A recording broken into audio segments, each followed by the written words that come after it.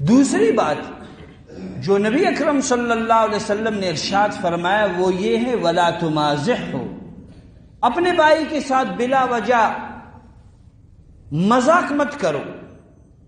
ایک ہے مزاح کرنا، ایک ہے مذاق کرنا۔ مزاح کرنا خوشطبی اس کی اجازت ہے، حدیث کی کتابوں میں ہے نبی اکرم صلی اللہ علیہ وسلم کے پاس جب کوئی شخص آتا تھا تو آپ صلی اللہ علیہ وسلم خند پیشانی سے ملتے تھے، خوشطبی سے ملتے تھے۔ اور ایک حدیث میں نبی علیہ الصلاۃ والسلام نے حضرت ابو ذر غفاری رضی اللہ عنہ کو فرمایا کہ آپ نیک عمل کرو، اگر آپ کے پاس کچھ نہیں ہے وَلَوْ أَن تَلْقَى أَخَاكَ بِوَجْهٍ طَلَقٍ، کم از کم آپ اپنے بھائی سے جب ملو نا خند پیشانی سے ملو، یہ بھی ایک صدقہ ہے، اس پر بھی اللہ تعالیٰ آپ کو ثواب دیتا ہے۔ خوشطبی کرنا اس کی اجازت ہے۔ نبی کریم صلی اللہ علیہ وسلم کے پاس ایک بڑھیا آ گئی، انہوں نے کہا حضور میرے لیے دعا کیجئے کہ میں جنت میں جاؤں۔ صحابہ اکرام تشریف رکھتے تھے، نبی کریم صلی اللہ علیہ وسلم نے فرمایا بوڑھی عورتیں جنت میں نہیں جاتی۔ وہ پریشان ہو گئی، رو پڑی، کیوں بوڑھی، میں نے بہت زیادہ عبادت کی ہے، اللہ سے مانگتی ہوں، اب میں جنت میں نہیں جاؤں گی تو بہت نقصان ہے۔ نبی کریم صلی اللہ علیہ وسلم نے ان کو فرمایا کہ میں نے کہا بوڑھی عورتیں جنت میں نہیں جائیں گی، تم جنت میں جاؤ گی لیکن بوڑھی نہیں، جوان ہو کر کے جاؤ گی۔ یہ مزاح ہے۔ ایک صحابی آتا ہے، عرض کرتے حضور مجھے ایک اونٹنی کی ضرورت ہے۔ نبی اکرم صلی اللہ علیہ وسلم نے فرمایا اس کو اونٹ کا ایک بچہ دیا جائے۔ وہ ناراض ہو گئے، فرمایا اونٹ کے بچے کو کیا کروں گا، مجھے ضرورت ہے اونٹ یا اونٹنی۔ تو آپ صلی اللہ علیہ وسلم نے فرمایا یہ جو اونٹ کا بچہ، میں نے کہا یہ جو اونٹ ہے یہ بھی تو کسی اونٹ کا بچہ، اونٹنی کا بچہ ہی ہے۔ تو اس طرح مزاح کرنے کی اجازت ہے، لیکن مذاق کرنا، مذاق اڑانا اس کی اجازت نہیں۔ یعنی ایسی بات کرنا جس سے مخاطب سبکی حاصل کرے، اپنے بے عزتی وہ سمجھے، ان چیزوں کی اجازت شریعت میں نہیں۔ اس سے نفرتیں پیدا ہو جاتی ہے، اس سے دوریاں پیدا ہو جاتی ہے۔ اللہ رب العزت نے قرآن مجید میں واضح فرمایا یا ایھا الذین آمنوا لا یسخر قوم من قوم، اے ایمان والے مرد، کوئی مرد کسی مرد کا مذاق نہ اڑائے۔ عسیٰ ان یکونوا خیرا منہم، ہو سکتا ہے آپ جس کا مذاق اڑا رہے ہو وہ اس سے بہت زیادہ بہتر ہو۔ اور پھر اللہ تعالیٰ نے وضاحت کے ساتھ فرمایا وَلَا نِسَاءٌ مِّن نِسَاءٍ، اور کسی عورت کو بھی اجازت نہیں کسی عورت کا مذاق اڑائے۔ جس کا یہ مذاق اڑاتی ہے ہو سکتا ہے کہ وہ عورت اس سے بہت زیادہ اعلیٰ اور افضل ہو۔ اس لیے فرمایا اگر آگے اللہ نے فرمایا اگر تم توبہ نہیں کرو گے تو تم ظالموں میں سے بن جاؤ۔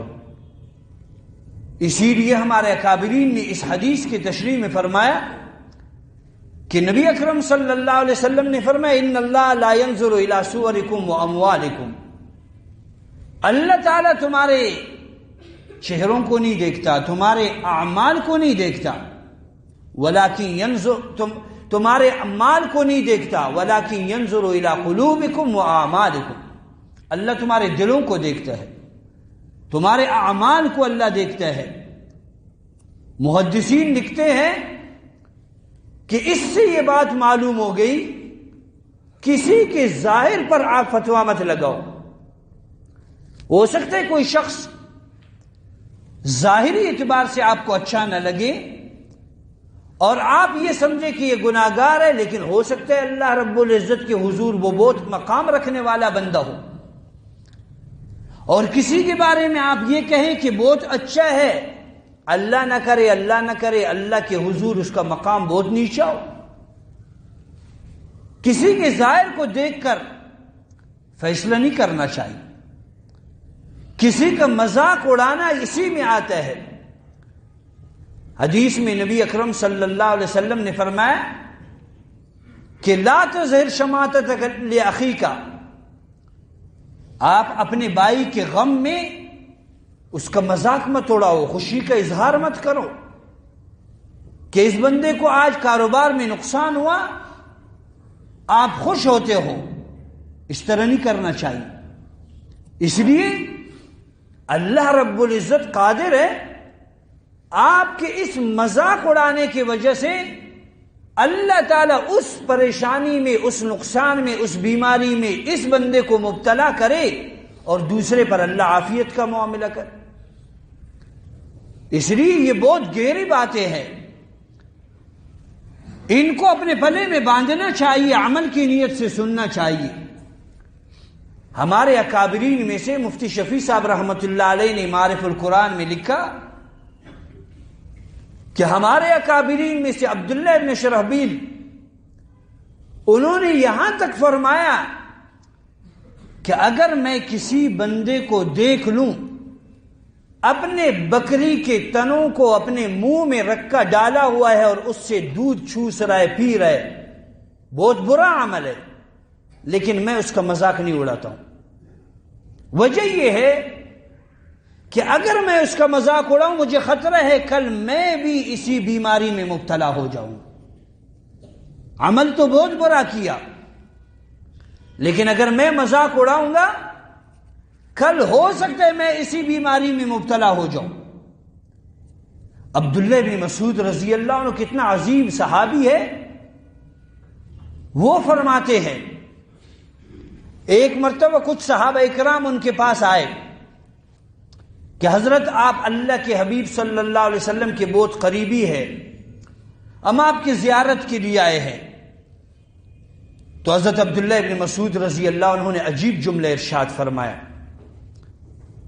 فرمانے لگے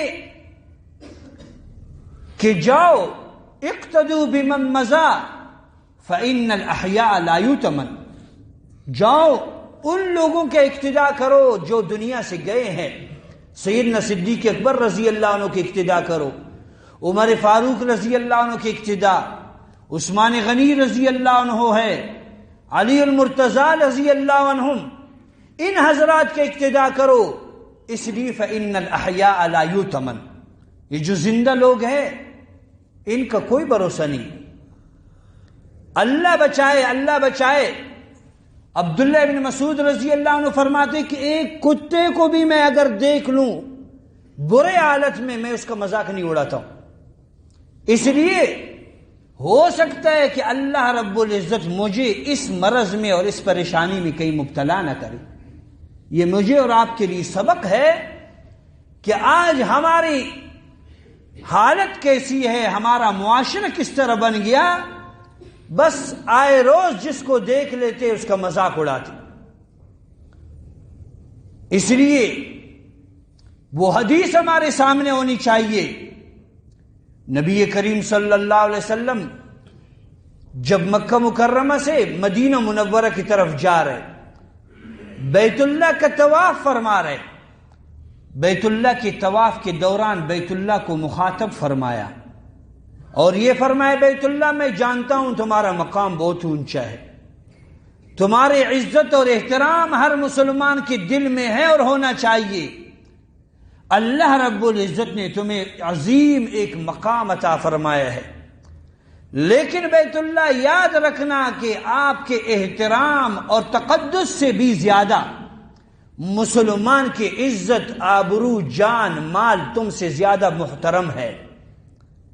معلوم ہوا کہ بیت اللہ کو خدا نخواستہ منہدم کرنا، شہید کرنا، کسی مسجد کو شہید کرنا، مسلمان اس بات کو برداشت نہیں کر سکتا، لیکن جس کے سینے میں اللہ رب العزت کی بڑائی ہے، مسلمان ہے، اس کا مذاق اڑانا پھر اس بیت اللہ کو منہدم اور شہید کرنے اور اس کے بے احترامی سے بھی زیادہ گناہ کا عمل ہے کسی مسلمان کا بے احترامی کرنا، کسی کا مذاق اڑانا، یہ اس سے بھی زیادہ گناہ ہے۔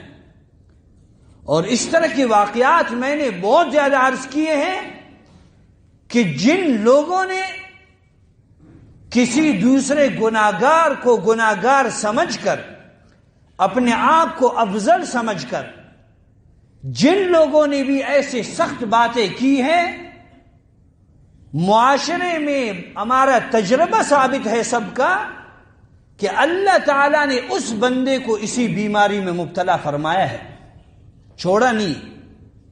یہ اللہ کا دستور ہے، اللہ تعالیٰ بہت غیرتی ذات ہے۔ جس بندے نے کسی کا مذاق اڑایا، اس کے مرنے سے پہلے پہلے اللہ تعالیٰ اس بیماری میں، اس پریشانی میں اس کو ضرور مبتلا فرماتے۔ کئی واقعات ایسے ہیں۔ عبداللہ اندلسی رحمۃ اللہ علیہ کا واقعہ میں نے کئی مرتبہ عرض کیا۔ قرآن مجید کا حافظ، احادیث کا حافظ، ایک بات کی وجہ سے انہوں نے عیسائیوں کے بارے میں یہی کہا کہ ان کے پاس عقل نہیں، یہ صلیب کی عبادت کرتے ہیں، 3 خدا مانتے ہیں۔ اللہ بچائے، تکبر جب دل میں آیا، اللہ تعالیٰ نے اس وقت ایمان سلب فرمایا اسے۔ شاگرد آ گئے، بعد میں قرآن مجید کا حافظ، قرآن یاد نہیں ہے، ایک آیت یاد ہے، وَمَن يُهِنِ اللَّهُ فَمَا لَهُ مِن مُكْرِمٍ، جس کو اللہ ذلیل کرے اس کو کوئی عزت نہیں دیتا۔ یہ آیت یاد ہے۔ مَن بَدَّلَ دِينَهُ فَاقْتُلُوهُ، جو بندہ اپنے دین کو تبدیل کرے اس کو قتل کرو، یہ حدیث اس کو یاد ہے۔ پھر جب عاجزی کرتا ہے، گڑ گڑاتا ہے، روتا ہے، اللہ رب العزت دوبارہ وہ نورانیت اس کو عطا فرماتے۔ تو عرض کرنے کا مقصد یہ مذاق اڑانا، یہ جو بندہ مذاق اڑاتا ہے وہ اس کے اندر گویا تکبر ہے، اللہ رب العزت اس کو اسی بیماری میں مبتلا فرماتے۔ آج ہمارے معاشرے میں یہ بیماری بہت زیادہ ہے۔ جی فلان کے اس طرح ہے، اس کے کاروبار یوں ہے، وغیرہ وغیرہ، خود اپنے آپ کو دیکھتے نہیں اور اس کے بارے میں بڑے بڑے باتیں ہم لوگ کرتے۔ یہ سب کے سب مذاق اڑانے والے باتیں ہیں، اور ان سے نفرتیں پیدا ہو جاتی ہے اور محبتیں دور ہو جاتی ہے۔ اللہ رب العزت اس مسئلے پر بھی ہمیں عمل کی توفیق نصیب فرمائے۔